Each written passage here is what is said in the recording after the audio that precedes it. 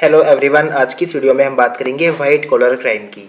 बहुत basic language में बात की जाए तो वाइट कॉलर क्राइम वो क्राइम होते हैं जो किसी भी हाई स्टेटस पर्सन, किसी भी गवर्नमेंट ऑफिशियल या किसी भी प्रोफेशनल पर्सन द्वारा किए जाते हैं for financial gain, like corruption, bribery, banking fraud etcetera. तो जिस भी क्राइम से फाइनेंशियल गेन होता है, नॉन वायलेंट होते हैं एंड किसी भी प्रोफेशनल, गवर्नमेंट ऑफिशियल या किसी भी हाई स्टेटस पर्सन द्वारा किए जाते हैं तो वो होते हैं वाइट कॉलर क्राइम। डेफिनेशन की बात की जाए, white collar crime is non violent crime.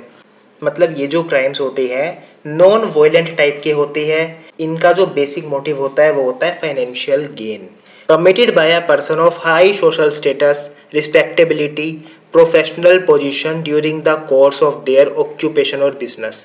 मतलब कोई भी पर्सन जो हाई स्टेटस का है, रिस्पेक्टेबिलिटी है, रिस्पेक्टेबल पोस्ट के ऊपर है, प्रोफेशनल है, अगर वो अपने ऑक्यूपेशन में या बिजनेस में कोई भी क्राइम कमिट करता है फॉर फाइनेंशियल गेन तो वो होता है white collar crime, like fraud, dissipation.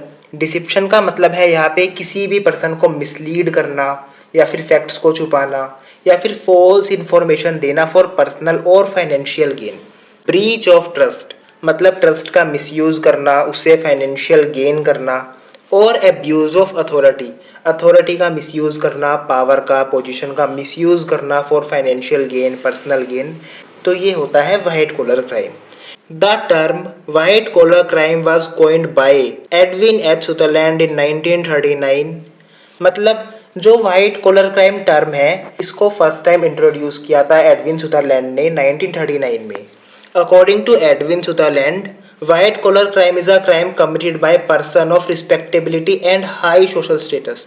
According to Edwin Sutherland, जो व्हाइट कॉलर क्राइम है बेसिकली उन्हें कमिट किया जाता है by respectable and high social status वाले पर्संस के द्वारा in the course of his occupation. मतलब जो भी रिस्पेक्टेबल, हाई सोशल स्टेटस के लोग होते हैं अगर वो अपने ऑक्यूपेशन में कोई भी क्राइम करते हैं तो वो व्हाइट कॉलर क्राइम होता है।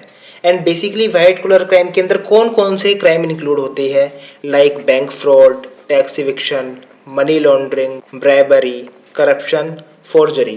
बेसिकली व्हाइट कॉलर क्राइम में वो सभी क्राइम आते हैं जो फाइनेंशियल गेन के लिए होते हैं एंड नॉन वायलेंट टाइप के होते हैं।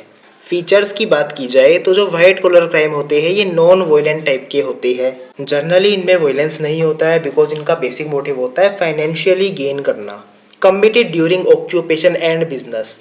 जनरली जो व्हाइट कॉलर क्राइम कमिट किए जाते हैं वो ऑक्यूपेशन में एंड बिजनेस के अंदर किए जाते हैं for financial gain, like bribery, corruption, tax eviction etcetera.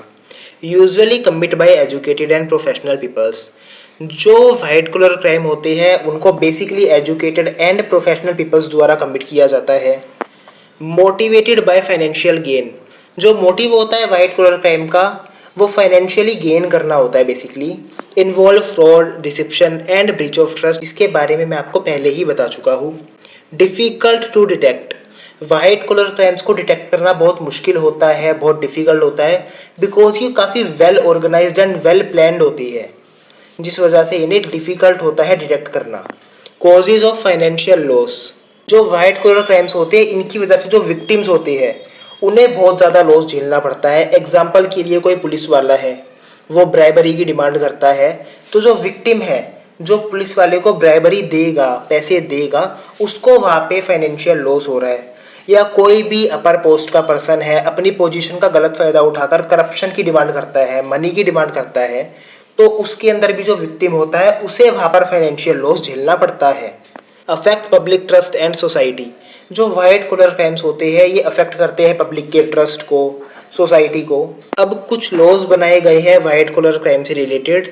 First है Bharatiya Nyaya Sanhita, prevention of corruption act, prevention of money laundering act, companies act, SEBI act and information technology act, income tax act. अब ये जितने भी एक्ट है कहीं ना कहीं ये काम करते हैं व्हाइट कॉलर क्राइम्स को रोकने का। एंड अगर मेजर एग्जांपल्स की बात की जाए व्हाइट कॉलर क्राइम्स के तो नंबर 1 है हर्षद मेहता सिक्योरिटी स्कैम। इसके अंदर मैंने सभी जो फेमस इंडियन एग्जांपल्स है व्हाइट कॉलर क्राइम के उनको मेंशन किया है जिनके बारे में मोस्टली स्टूडेंट्स को पहले से पता होगा। फर्स्ट है Harshad Mehta security scam, Satyam computer accounting scam, Punjab National Bank fraud case link to Nirav Modi and Vijay Mallya bank default case. तो बेसिकली व्हाइट कॉलर क्राइम वो क्राइम होते हैं जिन्हें कोई भी हाई स्टेटस का पर्सन, कोई भी प्रोफेशनल, गवर्नमेंट ऑफिशियल अपने ऑक्यूपेशन के अंदर करता है फॉर फाइनेंशियल गेन। एंड ये जो क्राइम्स होते हैं ये जनरली नॉन वायलेंट टाइप के होते हैं। तो यहाँ पर ये टॉपिक कंप्लीट होता है। नोट्स के लिए आप इन पेजेस का स्क्रीनशॉट ले सकते हैं। ये है page number 1, page number 2 and page number 3। अगर आपको इस वीडियो से थोड़ा सा भी प्रॉफिट होता है तो प्लीज़ वीडियो को लाइक एंड चैनल को सब्सक्राइब करना ना भूलें।